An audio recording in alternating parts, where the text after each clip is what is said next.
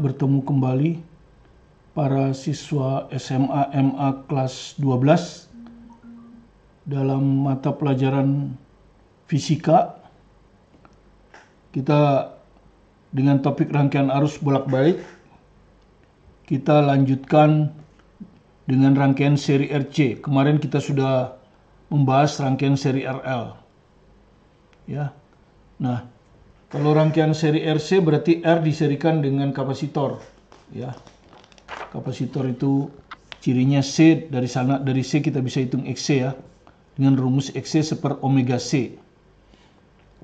Nah, kalau kita kasih tegangan bolak-balik akan mengalir arus yang kita ambil sebagai acuan ya. Dalam diagram fasor kita yaitu IM sin omega T. Karena itu di gambar kita IM adalah membentuk sudut 0 derajat ya. Ada di sudut 0 di sini. Ya. Ini acuan ya di diagram fasor kita yang ini ya, yang ini.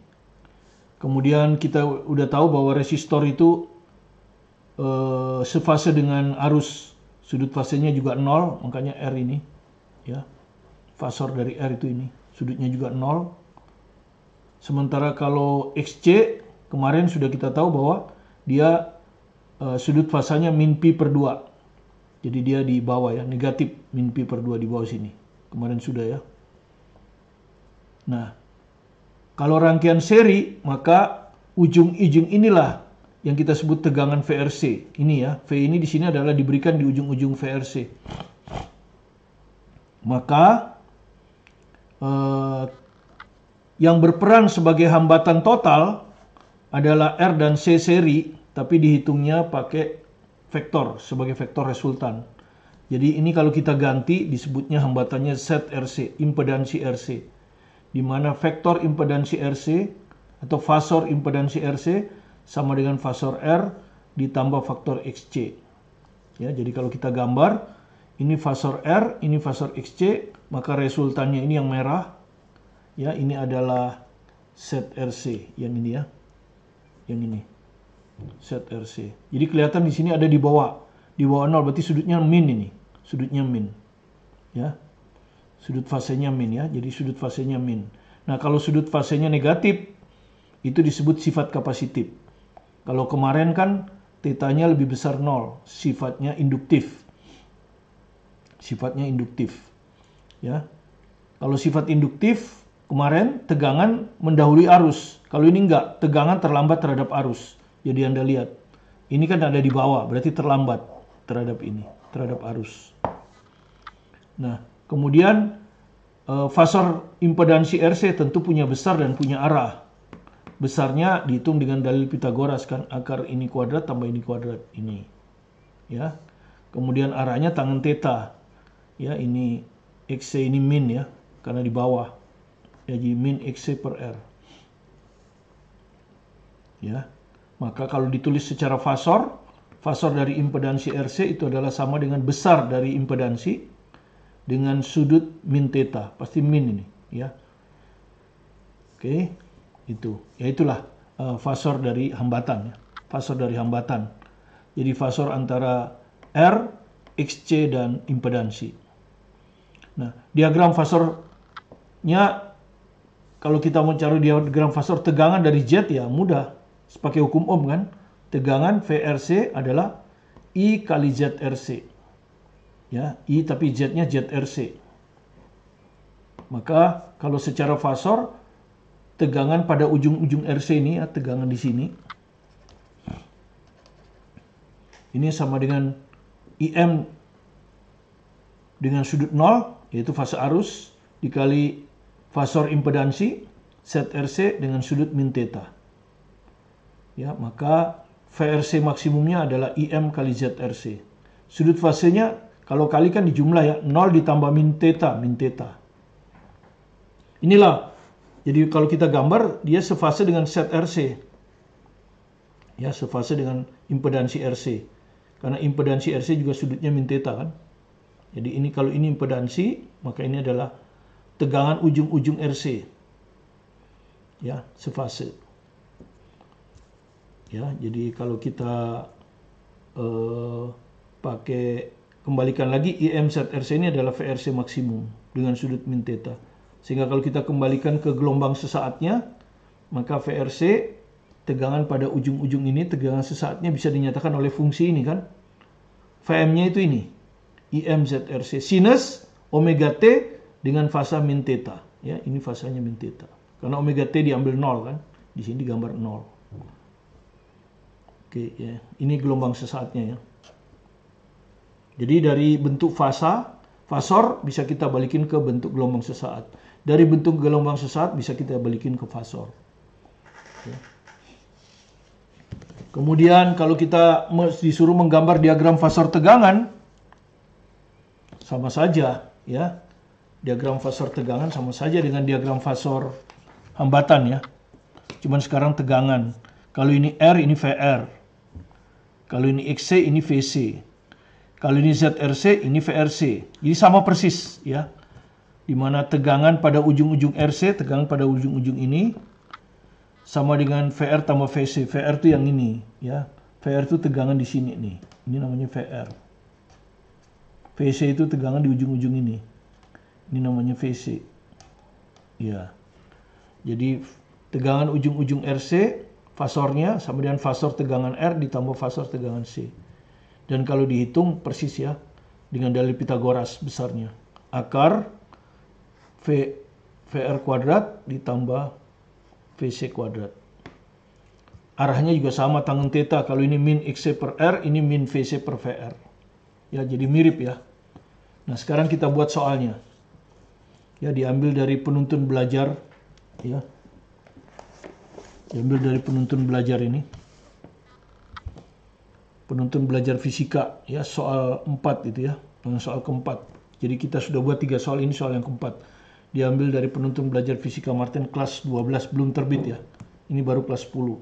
Kelas 11 bentar lagi terbit. Oke.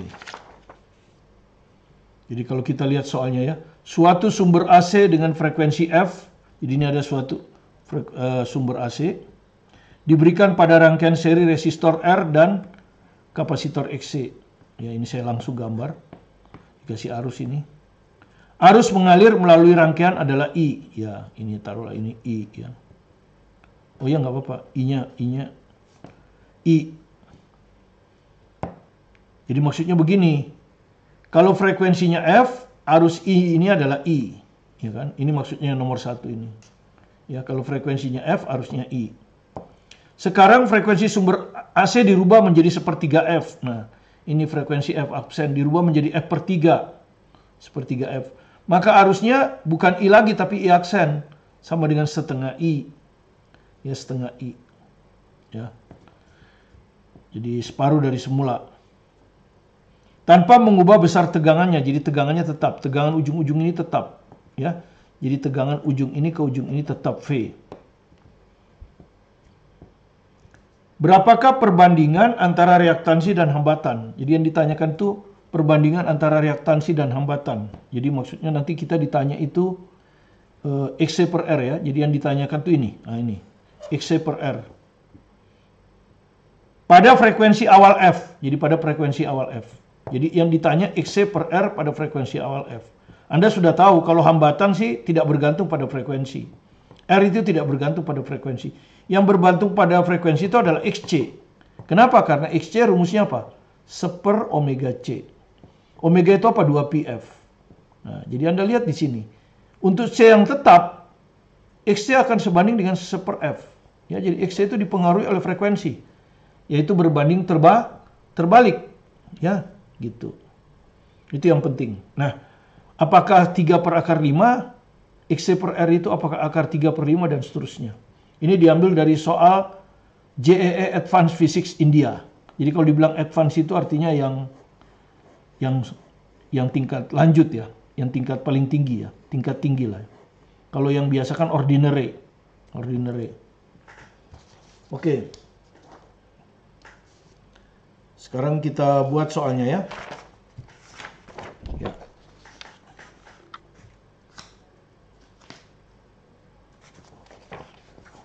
Pertama, kita tentu pakai hubungannya apa ya? Hubungannya, Anda sudah tahu ini kan kalau ini bisa kita ganti dengan set RC kan. Ini kita bisa ganti dengan set RC. Maka menurut hukum Ohm,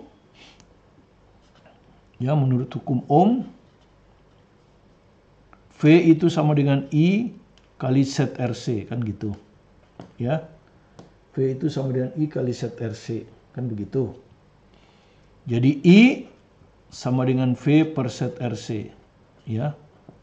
Ini maksud saya. Rumus arusnya ya, karena arusnya akan berubah kan? Arusnya kan berubah kan? Dari I menjadi setengah I. Nah, kenapa arus berubah? Tegangan tetap. Ya. Jadi arus berubah karena set RC berubah. Ya, karena set RC berubah. Jadi ini yang berubah. Karena itu kita perlu ngitung set RC. Ya. Bagaimana rumus dari set RC? Ya, kalau Anda lihat di tadi, Anda sudah tahu itu nanti gambarnya R itu pasti gini kan? R itu begini. Ya, dia sefase dengan arus XC yang ini kan? Tadi gitu kan, XC ke bawah. Kalau XL ke atas kan? Oke, ini 90. Nah, resultan antara XE dan R inilah yang kita sebut set RC. Ya, ini yang merah ini. Nah, set RC. Jadi set RC bisa dihitung dengan dalil Pitagoras, yaitu akar R kuadrat ditambah XC kuadrat. Begitu ya. Ini yang pertama. Ya. Nah, R-nya tetap. Ini yang berubah-ubah itu XC. Ini yang berubah-ubah. Ini yang berubah sebetulnya. Oke. Sekarang kita bandingkan ya. Karena kan arusnya yang dibandingkan. Yang kita bandingkan. Arus aksen kita bandingkan ya. Arus aksen kita bandingkan dengan arus I. Yang ini nih. I aksen. Waktu frekuensinya F per 3. Ini I. Maka dia akan sama dengan V. Ya toh ini. I itu kan V per RC. Dia akan sama dengan V per set RC yang aksen dibagi V per ZRC. Nah, gini kan, dibagi-bagi aja dulu. Maka V-nya bisa dicoret. Tapi terbalik ya, set RC ada di atas. Jadi ini akan sama dengan set RC per set RC aksen. Jadi berbanding terbalik ya. Kalau aksen di atas, R aksen di bawah. Ya, ini kan berbanding terbalik. Oke, sekarang kita masukkan set RC. Set RC adalah akar R kuadrat ditambah XC ya, XC kuadrat. Set RC aksen adalah akar R kuadrat ditambah XC aksen ya, XC aksen kuadrat ya. Beda ya. Ini kan pakai aksen, ini pakai aksen. Sama dengan I aksen, berapa I aksen? Setengah I. Ini setengah I. I-nya I. Ya, jadi kalau kita coret, ini sama dengan setengah. Nah, ini sama dengan setengah. Kan gitu.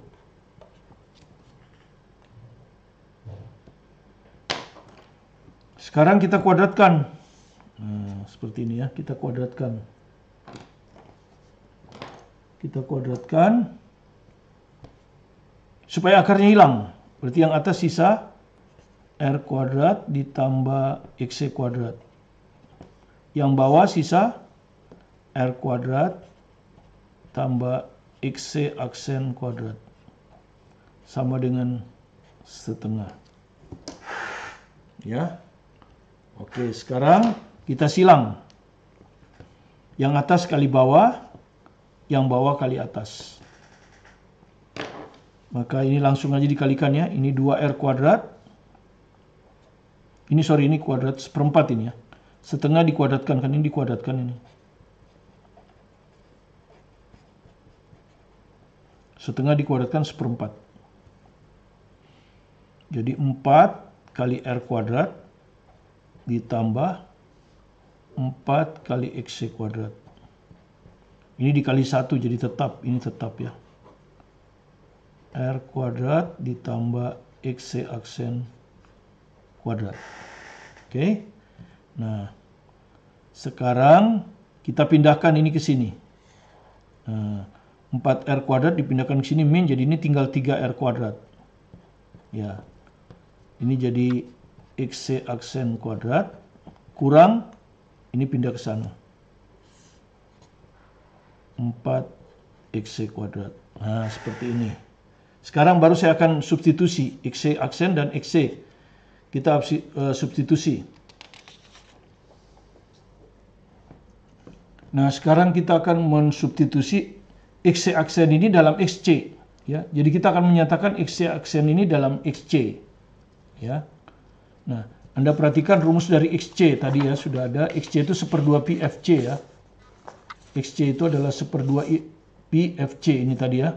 XC adalah 1/2 pi FC ya. Jadi XC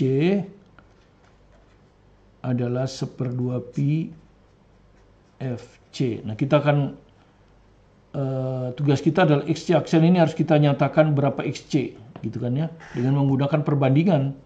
Jadi XC aksen kalau kita bandingkan dengan XC itu berarti XC aksen ya, pakai F-nya F aksen.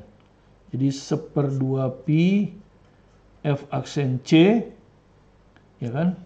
1/2 pi F aksen C per 1/2 pi FC. Gini ya. Nah, kemudian ini tentu akan dicoret ini. Yang samanya C sama. 2pi juga sama. Nah, maka ini justru akan terbalik ya. F-nya ke atas. Jadi ini akan sama dengan F per F aksen. Nah, F aksen kan 1/3 F. Ya, perhatikan di sebelah kiri ini kan. F aksen ini 1/3 F kan. Ya, F/3. Jadi hasilnya adalah 3. Ya. Jadi XC aksen per XC sama dengan 3, artinya XC aksen itu adalah 3XC. Seperti ini ya. Nah, inilah yang kita akan masukkan ke persamaan kita ya. Yang ini adalah tanda bintang ya. Kita masukkan ke bintang ya. Maka kita dapat 3R kuadrat sama dengan XC aksen ini kita ganti 3XC. 3XC dikuadratkan dikurang 4XC kuadrat. Nah, sekarang udah sesuai karena tujuan kita kan mencari XC per R. Jadi sudah hampir selesai nih. Ya, tinggal disatukan saja. Ini 3 dikuadratkan 9 kan? 9 dikurangi 4 5. Ya, atau kita hitung biasa aja lah biar Anda bisa mengikuti ya. Ini 3R kuadrat. Jadi 3R kuadrat sama dengan 5XC kuadrat. Nah, baru kita cari XC kuadrat per R kuadrat. Ya, kali silang ya. Kalau XC di atas, maka 5 ini harus di bawah. 3 harus di atas. Dengan demikian, XC per R sama dengan akar 3/5. Ya. Jadi akar 3/5. Jadi jawaban E ya. Jadi jawaban E itu. Akar 3/5 ya. Inilah diambil dari soal JEE Advanced Physics India. Advance itu artinya tingkat lanjut. Jadi yang lebih sulit ya. Kalau yang lebih mudah kan ordinary physics. Ya. Kita lanjut sekarang dengan rangkaian seri RLC. Jadi RLC diserikan sekarang ya, tiga-tiganya. Jadi R di XL XC ya. Nah, kalau kita mau menghitung tegangan ujung-ujungnya pakai hukum Ohm, tentu ini kita harus ganti dengan sebuah hambatan. Nah, ini disebut dengan impedansi RLC. Nah, X-nya kita satukan. XL dengan XC ini kita anggap satu aja dulu ya. Jadi X kita sebut XLC atau kita sebut aja X sebetulnya. Ya, jadi XLC adalah XL kurang XC. XL kurang XC. Kenapa? Karena XL ada di atas, XC ada di bawah. Jadi anggaplah yang di atas ini positif, yang di bawah ini min, ya toh. Oke. Jadi kalau kita gambar, ya kita gambar, taruhlah pertama ini XL lebih besar dari XC. XL lebih besar dari XC. Maka XLC-nya positif, yang merah ini ya. diagram fasornya positif, yaitu XL min XC. Sementara R-nya di sini. Kalau ini kan acuan kita arus ini kan. Ini kalau ini arus kan, acuannya arus. Sudutnya 0 derajat kan. Ya, di mana 0 derajat ini mewakili omega T kan. Oke, jadi kita dapatlah set RLC seperti ini. Ya, dengan sudut fase antara V dan I-nya positif. Kalau dia di atas ya.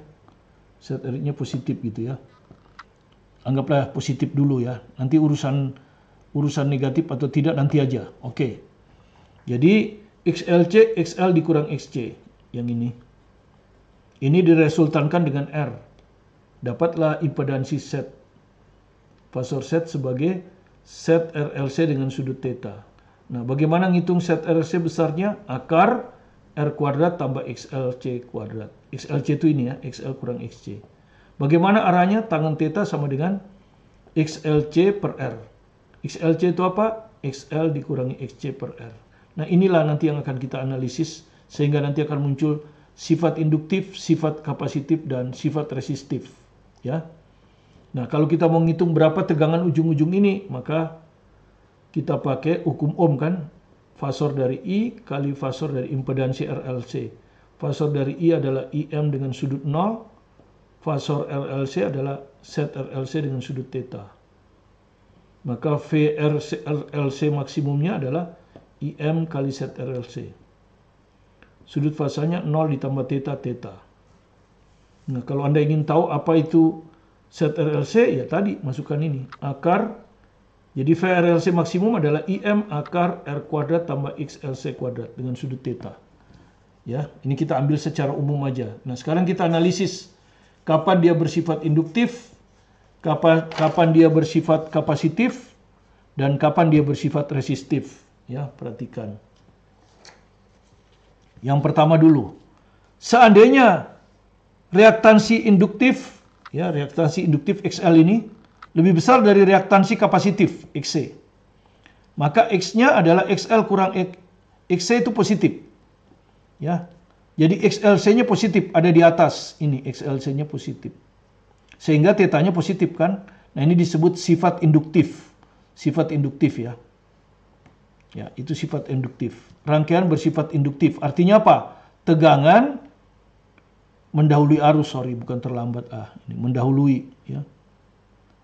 Tegangan mendahului arus. Mendahului ini ya. Ya kan? Tegangannya ini kan nanti. Mendahului kan kalau di atas. Mendahului ya. Mendahului, leading. Ya. Nah, ini yang terlambat ya nanti ya. Terbalik ya. Oke. Yang kedua, bagaimana kalau XL ini lebih kecil dari XC? Jadi XL lebih kecil dari XC itu, XC-nya lebih panjang. Maka tentu saja XL min XC-nya ini ya, yang merah ini ya, negatif ya, ada di bawah. XLC-nya ada di bawah. Sehingga kalau diresultankan dengan R, dia akan sudut fasenya negatif. Nah, ini yang disebut sifat kapasitif. Ya, tegangannya akan searah dengan set RLC. Terlambat terhadap arus karena arusnya yang ini kan. Kalau arus kan yang ini. Nah, ini arus. Ini arus. Jadi ini nanti sama dengan tegangan ini. Ini sama dengan tegangan kan. Tegangan RLC. Jadi tegangan mendahului arus. Kalau ini nanti juga sama. Ini tegangannya di sana nanti. Tegangan RLC. Nah, gitu. Jadi kalau XC lebih besar, sudut fasenya akan negatif. Rangkaian bersifat kapasitif. Tegangan terlambat terhadap arus. Ya, tegangan terlambat terhadap arus. Atau arus mendahului tegangan ya. Tegangan terhadap arus itu artinya arus mendahului tegangan. Tegangan mendahului terhadap arus artinya arus terlambat terhadap tegangan. Ya, kira-kira seperti itu. Kalau dibalik.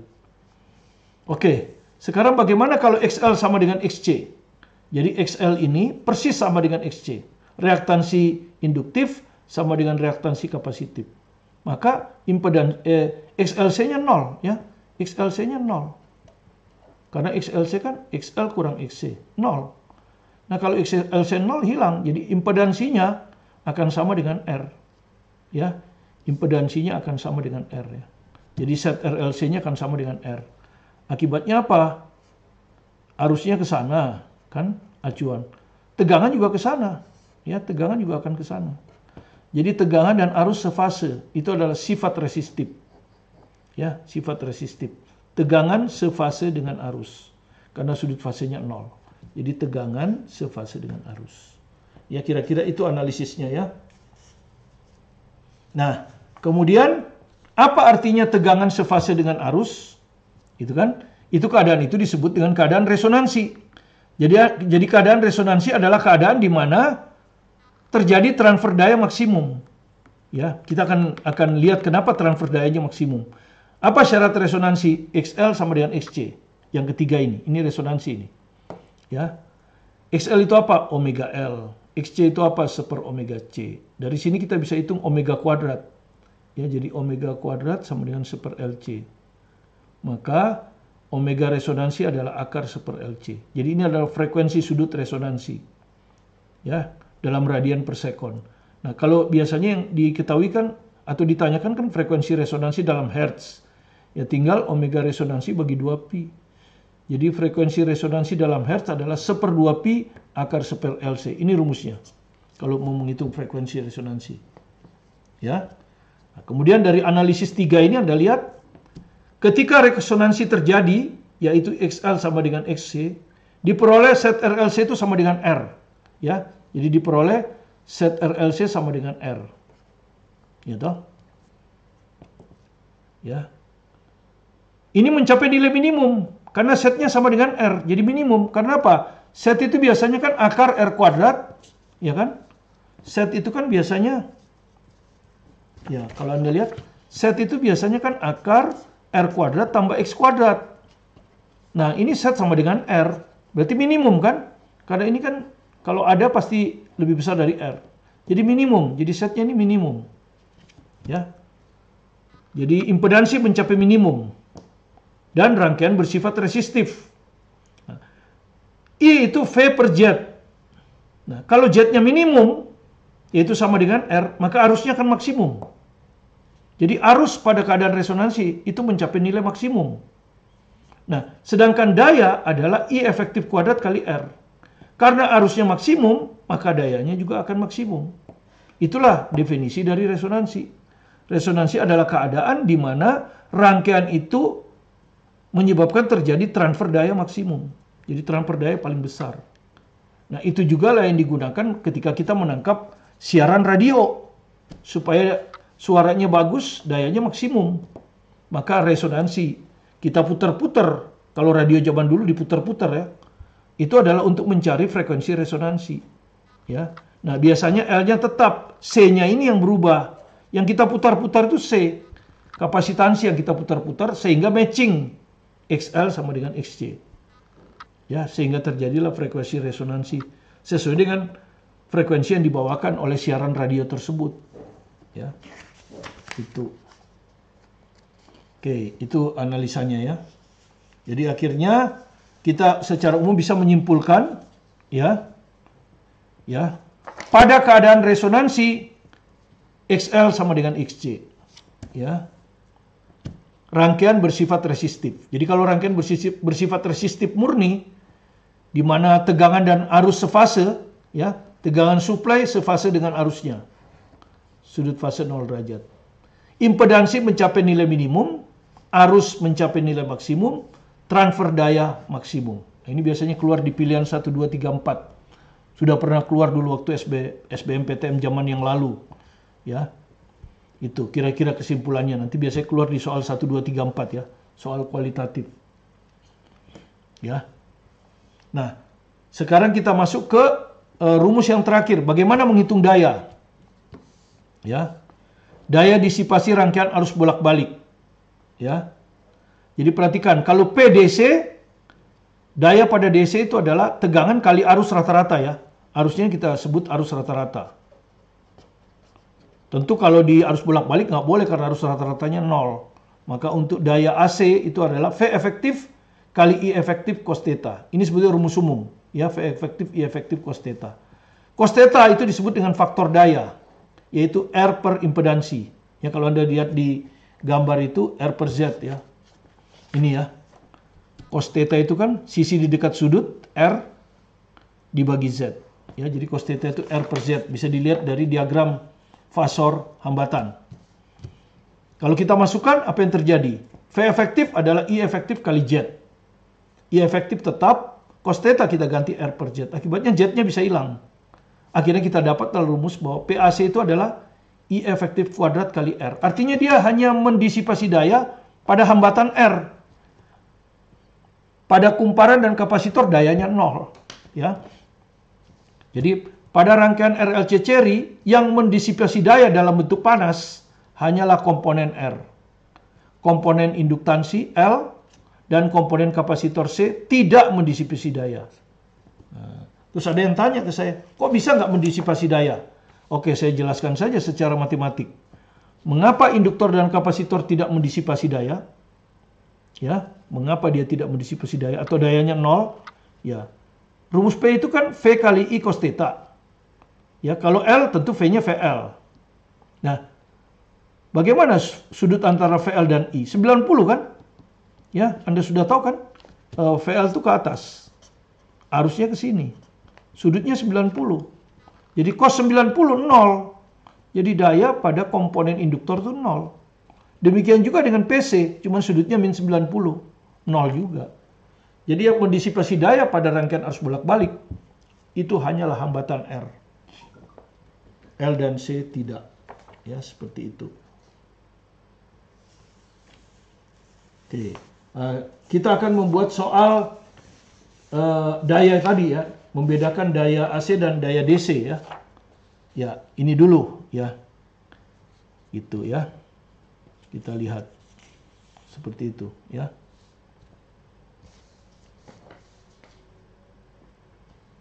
Satu soal aja untuk mengakhiri part 2 ini. Ya. Ini diambilkan dari Masterbook ya, Masterbook Physics. Ya. Jilid 2 ya, kelas 12 ya.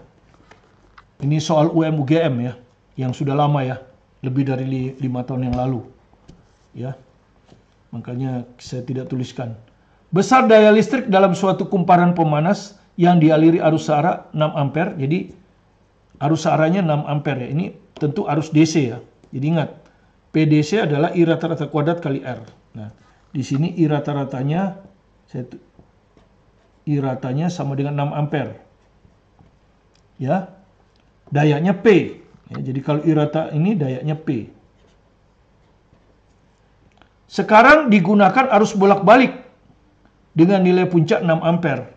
Jadi AC sekarang ya, tapi I puncak, I maksimum. Puncak itu maksudnya maksimum, 6 ampere. Berapa daya yang digunakan oleh pemanas tadi? Jadi berapa sekarang dayanya? Jadi kalau digunakan arus DC, maka dayanya adalah I kuadrat kali R, arus rata-rata. Tapi kalau kita gunakan AC, pemanas tadi, arusnya I efektif, kuadrat kali R. Ya. Sama-sama 6 ampere. Tapi ini arus maksimum, maka kita hitung dulu I efektifnya. Berapa I efektifnya? I maksimum dibagi akar 2 kan? Jadi 6 per akar 2. Nah, begini. Baru sekarang kita bandingkan. Ini PAC-nya ketika dia kasih DAC, ini waktu DC. Ya.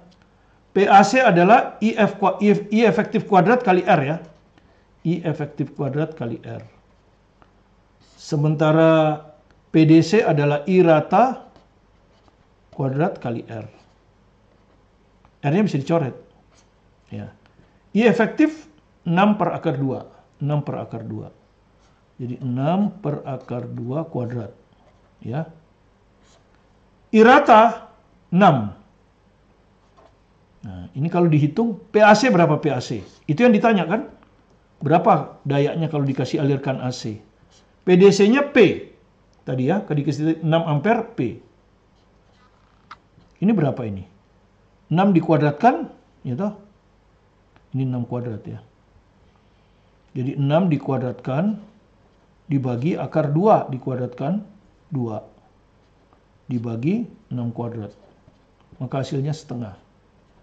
Jadi, kalau dialiri arus puncak, 6 ampere hanya setengah P. Ya, setengah P jadi jawaban B. Jadi perhatikan, ini ada pemanas. Kalau dialiri arus searah itu arus rata-rata kan, 6 ampere. Dia mendisipasi daya P. Sekarang digunakan arus bolak-balik.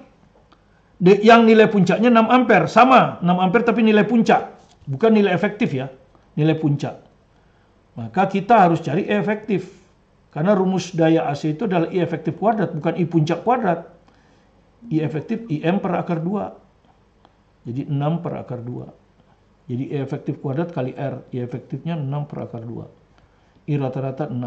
R-nya bisa dicoret. Hasil ini adalah setengah. Jadi kalau daya AC-nya, daya DC-nya setengah. Ya, demikian. Oke, ini adalah akhir dari part 2. Terima kasih Anda telah berkunjung ke video kami. Bagi yang belum subscribe, silakan subscribe.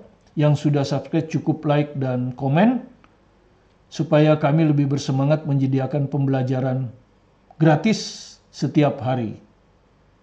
Saya Martin Kanginan, tetap semangat belajar mandiri di rumah.